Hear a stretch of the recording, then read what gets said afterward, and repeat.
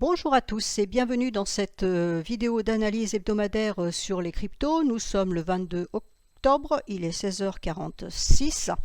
Donc nous allons passer en revue aujourd'hui le BTC, BNB, ETH, et pour les valeurs que vous avez demandées sous la dernière vidéo, nous allons faire DOT, XRP, AVAX, Link, Theta, et je vais essayer cette fois de ne pas oublier XRP. Je m'excuse pour la dernière fois. J'espérais, là, en traînant un petit peu, qu'il allait se passer quelque chose sur le BTC qui donnerait vraiment une idée sur la suite de l'histoire. Pour le moment, il ne se passe rien, hein, donc on est en petite correction et ça ne me donne pas beaucoup d'informations. Donc on va essayer d'être intelligent, mais je ne garantis rien. Alors, le BTC, il a fait un nouveau point haut. Tout le monde est au courant, c'est pas le scoop. Alors, là, ce qui se passe pour le moment, pour moi, ce n'est que de la prise de profit. Pour la bonne raison, c'est que vous voyez que la Tenkan tient en support, donc techniquement parlant, nous sommes toujours haussiers. Donc, il n'y a pas à se poser de questions, ça reste haussier, on a cassé les 0,786, normalement on devra aller chercher les 100% d'extension qui se trouvent à 71 800 et plus si affinité, mais déjà on ira jusqu'ici, on pourrait aller jusqu'ici, c'est pas une certitude, c'est une probabilité on va dire. Donc pour moi on est allé chercher un dernier point haut, on prend les profits, donc on a deux bougies rouges, une troisième pourquoi pas, qui pourra aller chercher 58 940, voilà, il y a des gens qui commencent à me parler de double point haut. C'est pas mon scénario, c'est pas mon scénario du tout, parce qu'un double point haut, ça voudrait dire qu'on part vraiment à la baisse, hein, ça veut dire qu'on redescend jusque là, jusqu'à la ligne de coup, donc clairement il y a un petit souci, donc non, c'est pas mon scénario. Maintenant je peux me tromper, hein, j'ai pas la science infuse, mais ce n'est absolument pas mon scénario. Quand je regarde en hebdomadaire, donc, on reste bien aussi, donc on a eu les trois bougies bleues. La bougie de cette semaine, voilà, elle est rouge, hein, elle a été bleue, elle devient rouge, donc c'est quelque part normal. Alors normalement, techniquement parlant, hein, c'est toujours pareil, ce genre de bougie, c'est une bougie de retournement, d'indécision, mais de retournement, puisqu'on est sur un sommet. À voir comment elle se termine, puisqu'il nous reste encore ce soir, samedi et dimanche. Elle peut redevenir bleue, hein, ou alors s'enfoncer dans le rouge. Donc pour moi, le niveau qui ne devrait pas être enfoncé, le premier niveau, en fait, il se trouve ici, à 56, on va dire 56 000 pour faire simple, c'est la lagging span qui pourrait redescendre, tester la bougie ici, voire tester ici sa Tenkan, donc à 54 000. Voilà, pour moi, c'est je dirais pas le maximum de la baisse, parce que je ne sais pas si ça va baisser, je ne sais pas jusqu'où ça ira, mais techniquement parlant, s'il devait y avoir une baisse, une correction un peu plus profonde, c'est ce que je verrais. Les 54 000 qui correspondent à ce niveau-là, et vous voyez que ça correspond à la Tenkan quasiment ici. Donc on pourrait très bien avoir une bougie rouge, par exemple, la semaine prochaine, qui viendrait chercher ça avant de relancer la hausse. Voilà, c'est un petit peu mon idée. Donc si je me mets sur le Bitcoin Index, donc on retrouve la même chose, c'était le journalier que je voulais mettre parce que sur le journalier j'ai une fourchette d'Andrews qui a fait couler beaucoup d'encre sur Twitter, on va dire que ça m'a un petit peu saoulé. La fourchette ici elle est bien placée, oui je n'ai pas pris le point haut ici et le point bas ici, c'est ce qui est écrit dans mon livre, c'est ce qu'on doit faire techniquement, prendre le point haut de la correction, le point bas de la correction. Sauf qu'avant j'ai un décompte Elliotiste qui mettait une vague ici et ça c'est un mouvement, on ne peut pas dire anormal puisqu'il est compté, mais c'est un mouvement qui ne se prend pas en compte. Ensuite, les éléments d'analyse technique autres que Ishimoku que je vais mettre justement sur mes écrans, je les valide avec Ishimoku. Et là, en l'occurrence, cette fourchette-là, elle est mieux que l'autre. L'autre n'est pas fausse, celle-ci est plus pertinente. Pourquoi? Parce que vous voyez que mes prises sont parfaitement calées ici dans un canal. Hein, on a bien testé le point bas, on vient de tester le point haut et justement, on est allé chercher la médiane ici. Et quand vous regardez la lagging span à ce niveau-là, le sommet de la lagging span, je rappelle que c'est les prix en clôture, donc ça correspond à la clôture de la bougie bleue qui a clôturé juste au-dessus de la médiane, et donc invalidation le lendemain. Mais la mèche, si je prends ma mèche, regardez ce que ça donne, c'est la lagging span qui a tapé exactement sur le haut de ma fourchette. Donc moi, quand je vois ça, je n'ai pas de doute du tout sur le placement de ma fourchette. Maintenant, si je la place comme vous dites, comme beaucoup m'ont dit sur Twitter. Voilà ce que ça donne. Alors là, maintenant, oui, ok, on peut dire on revient chercher ça, d'accord. Mais là, vous voyez que je n'avais pas d'informations. Le but du jeu en trading, c'est d'avoir des informations. Donc, j'avais donné cet objectif, j'avais dit on ira effectivement ici, je l'ai donné sur Discord, je l'ai déjà dit dans des précédentes vidéos. Pour moi, on allait chercher ce niveau-là, c'est ce qui s'est passé.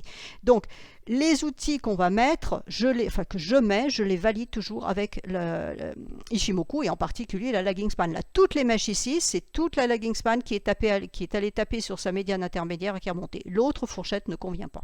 Donc voilà, ça c'était pour faire le petit point sur la fourchette, pour vous expliquer pourquoi ma fourchette elle est là, elle n'est pas ailleurs.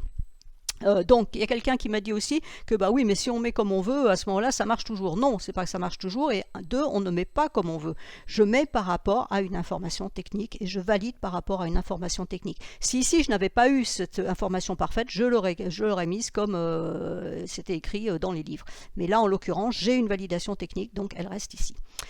Donc ça c'est pour le Bitcoin, donc je reste haussière, je ne suis pas baissière, je n'ai aucun signal baissier pour le moment, je n'ai pas de signal non plus de double top pour le moment parce qu'on a fait un point au plus haut, donc on est en correction, la correction peut descendre, voilà, chercher la médiane intermédiaire ici à 59 150, là il faudra surveiller la lagging span à 60 150, on peut descendre jusqu'à ce plat ici de Tenkan, j'y crois pas trop mais c'est encore faisable jusqu'à 58 000, voilà, hein, si on perd ça, voilà, on pourrait aller chercher 58 000. Pour moi, ça serait la troisième rouge attendue, on va dire, si ça compte bien jusqu'à 3. Mais après, normalement, ça devrait reprendre. On est dans le canal, donc tant qu'on va rester dans ce canal, ça reste positif et ça reste aussi. ETH. Alors, ETH est allé aussi, hein, voilà, je réduis un petit peu l'écran, ETH aussi est allé chercher son dernier point haut, hein, pile, voilà, on est allé chercher le dernier point haut. Alors, ETH, pour le moment, même chose, correction, c'est normal, on est allé chercher le point haut, les opérateurs prennent leur profit, quoi. Mais vous voyez que la Tenkan pousse là, elle est en support, donc on peut encore descendre un petit peu plus bas jusqu'à 3900 pour aller chercher la droite de tendance là de sommet, ça serait le test de cassure qui a été fait ici. La lagging span pour le moment, j'ai mis mes petits pointillés rouges pour dire que la lagging span, son support se situe à 3900, allez on va dire 3970. Donc si on casse les 3970, les prix peuvent descendre un petit peu plus bas, il faudra surveiller effectivement qu'on reparte bien ici. Donc le niveau à surveiller, il est à 3000, on va dire allez, 3895, ça serait bien de ne pas enfoncer ce niveau-là. Pour le moment, la Tenkan en support. Après, bon effectivement, on pourrait éventuellement envisager, si la correction était un peu plus forte par news dans le marché un peu particulière, on a 3672 en vue, mais ce n'est pas mon scénario, je pense qu'on devrait tenir ce niveau-là. On va dire qu'aujourd'hui je suis dans un jour optimiste, donc voilà, j'ai pas envie de voir de la baisse pour le moment. Alors, je me trompe peut-être, hein, ça va peut-être tout s'écrouler la semaine prochaine, mais pour le moment c'est pas mon scénario parce que c'est pas ce qui est écrit sur mes écrans. Là, si je le prends en hebdomadaire pour avoir un petit peu de recul, voilà, on est cherché le dernier point haut. Alors j'ai vu que quelqu'un qui disait ah oui c'est un triple point haut, c'est baissier, etc. Bah, baissier, je veux bien, mais on a quand même la Tenkan ici à 3525 et surtout on a la Kijun ici à 3078. Donc de toute façon, tant que la Kijun va en support, et vous voyez que ces deux bougies là avaient tenu leur support, donc même si on avait une correction profonde pour une raison XY, 3000, alors je vais mettre quand même dessus, 3043, voilà, j'y suis dessus, 3043, c'est le niveau support extrême qui pourrait peut-être revenir tester ici comme ça avant de repartir. Clairement, j'y crois pas trop. Mais bon, entre ce que je crois et ce que le fait le marché, hein, comme on dit, c'est pas nous qui faisons le marché. Alors, alors non, je vais faire BNB d'abord. BNB qui est ici, voilà. Alors BNB nous fatigue un petit peu en fait, hein, parce que la lagging est passée au-dessus, elle est repassée en dessous, et puis là elle rebute. Alors là, ce matin elle était au-dessus, donc ça validait la hausse, et à nouveau on repasse en dessous, donc c'est un petit peu pénible. Tant qu'on reste au-dessus de la Tenkan ici à 465, ça reste positif. Au pire, on pourrait redescendre ici, chercher le niveau de Kijun hebdomadaire plus la trendline à 452. Voilà, normalement ça devrait tenir.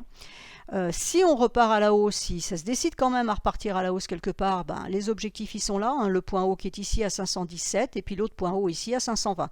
On peut espérer qu'on aille aussi chercher l'ATH comme on est allé sur les deux autres. Normalement, c'est ce qui devrait se produire.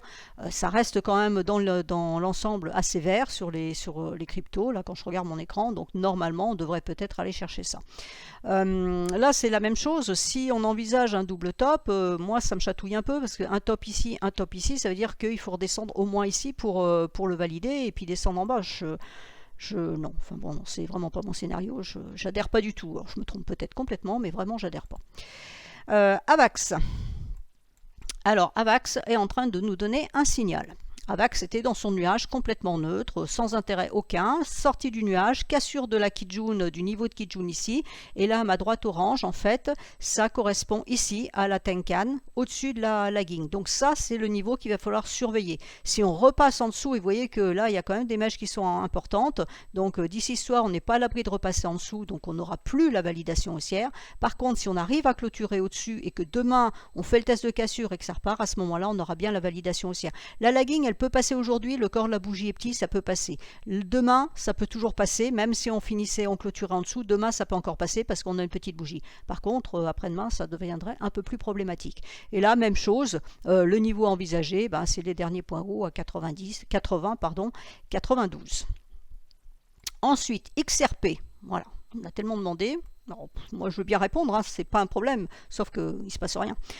Alors, XRP, voilà, on avait un double support, Kijun mensuel, Kijun journalière. On avait un twist ici, vous voyez que les prix ne sont pas passés, le nuage était faible, on est venu tester. Ici, on a eu la mèche qui a traversé, on est revenu au-dessus, là, ça a testé, c'est pas passé. Là, on est revenu chercher le nuage aujourd'hui, et ça tient en support. A priori, d'ailleurs, ça a l'air de vouloir de remonter quand je parle. Le niveau à casser, il est à 1,136. Il faut casser la Kijun hebdomadaire qui est sur le même plan que la Kijun journalière au-dessus de la lagging span. Si on casse ce niveau-là, on va chercher le niveau suivant qui est le plat de Kijun journalière qui est ici à 1,182. Et si on arrive à casser ce niveau-là, le niveau, je dirais pas extrême, mais le niveau vraiment à viser, c'est 1,238. Bon, et si on casse les 1,238, bah à ce moment-là, on ira chercher le dernier point haut qui est ici, parce qu'il y en a après des points hauts plus hauts. Donc voilà. Alors là, on aura quand même à passer. La lagging span, du moins, devra quand même passer ses droites de tendance, mais on voit que c'est quand même au-dessus de la Kijun. En fait, c'est pour les prix que le problème se situe, pas pour la lagging span. Une fois qu'elle aura cassé ça, elle va bien avoir ces deux niveaux-là en objectif potentiel. Les prix, c'est un petit peu plus compliqué, surtout au démarrage, puisqu'il faut casser la Kijun hebdomadaire, la droite de tendance, pour aller chercher le niveau de Kijun journalière ici. Kijun hebdomadaire ici, c'est ce que j'ai dit. Donc voilà, donc XRP, ben voilà, c'est compliqué, on va dire. Je dis pas que on peut pas le faire, mais pour moi, pour le moment, c'est compliqué. Quand on regarde en hebdomadaire, on est vraiment, j'ai écarté, on est vraiment coincé ici dans le petit bout de nuage. On voit bien, hein, donc on a la SSB ici en support, on fait le grand écart, ça fait 2 fois qu'on fait le grand écart. Et là, Kijun hebdomadaire bloque, donc il faut impérativement arriver à casser cette Kijun hebdomadaire. Ensuite, DOT, Polkadot. Alors, Polkadot, bah, ça monte. Voilà, il n'y a pas grand-chose à dire. Hein. Polkadot, ça monte. On va chercher le point haut qui est ici à 50.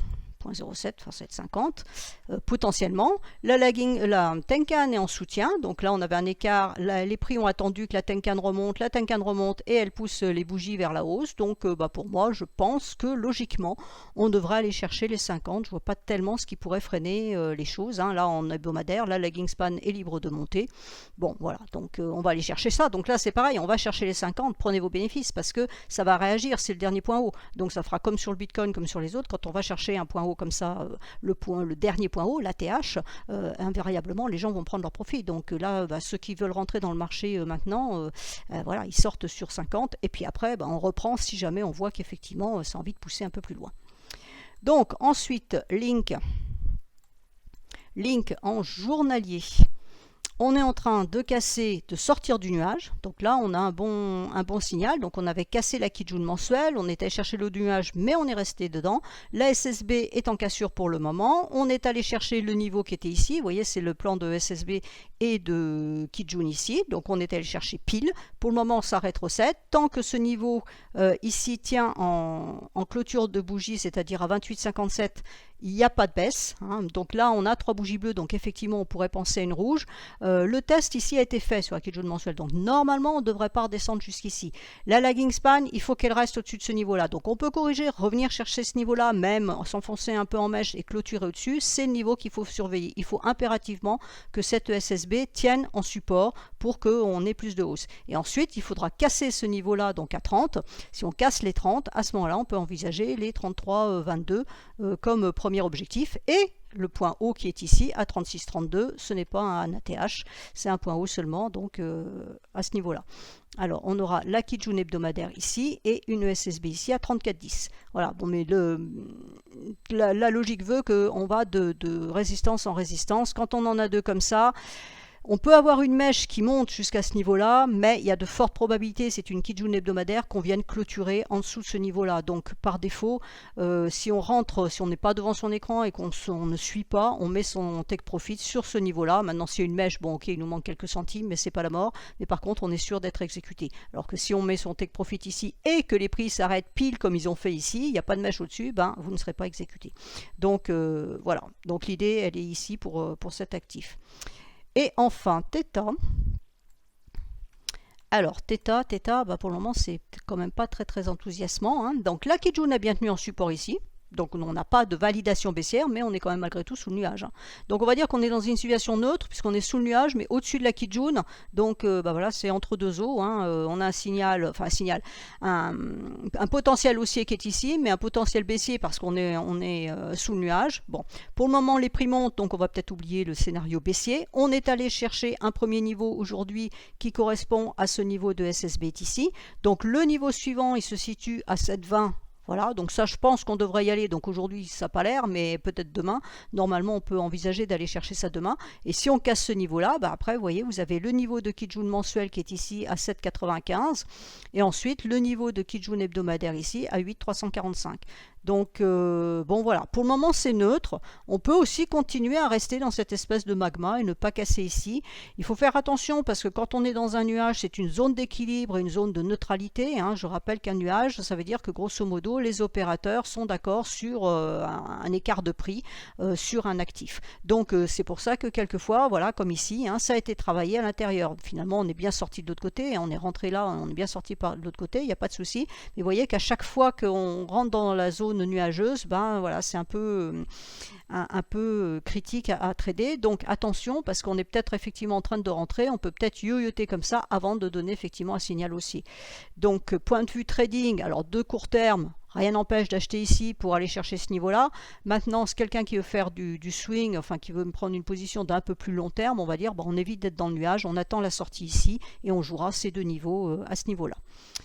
Voilà, donc j'espère ne rien avoir oublié. Theta, Link, DOT, BNB, XRP, AVAX, ETH, PTC. Voilà, j'ai tout passé en revue. Je croise les doigts pour n'avoir rien oublié cette fois-ci. Donc je vais être en vacances la semaine prochaine, hein. Je pars tout à l'heure pour 10 jours aux États-Unis. Donc je vais être un petit peu moins présente sur Twitter pour donner les indications par rapport à l'évolution des cryptos. Je serai aussi moins présente sur Discord, hein. J'essaye de décrocher un petit peu, donc j'essaye de garder le PC fermé. Maintenant, je surveille quand même d'un œil, donc s'il se passait vraiment quelque chose, j'interviendrai.